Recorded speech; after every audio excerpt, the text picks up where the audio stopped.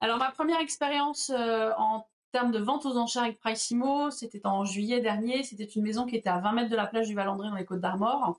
Le seul avantage de cette maison, c'est qu'elle avait une vue mer, parce que sinon on était sur un DPE-F, on était sur une petite superficie, pas de jardin, pas de garage, avec une servitude. Jamais eu de travaux de fait. Elle était en vente depuis presque un an à 480 000 euros. Ils avaient démandaté l'autre agence, donc j'ai récupéré le mandat grâce aux ventes aux enchères, puisque c'était un vrai outil disruptif pour eux. Et il a fallu que je négocie la baisse de prix, qui au démarrage de toute façon pour moi était déjà pas suffisante, mais on a commencé à 380 000, donc on a baissé de 100 000 euros. J'ai eu 4-5 visites durant l'été, en mois de juillet-août. En particularité, je suis une activité saisonnière, moi. Et donc, à l'issue de cette vente aux enchères, malheureusement, il n'y a pas eu d'enchères parce que les acquéreurs qui ont visité, on préfère faire des offres en dessous du prix de démarrage.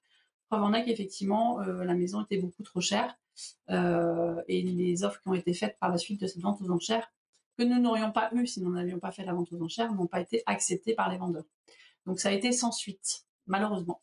Mais les vendeurs ont apprécié cet outil.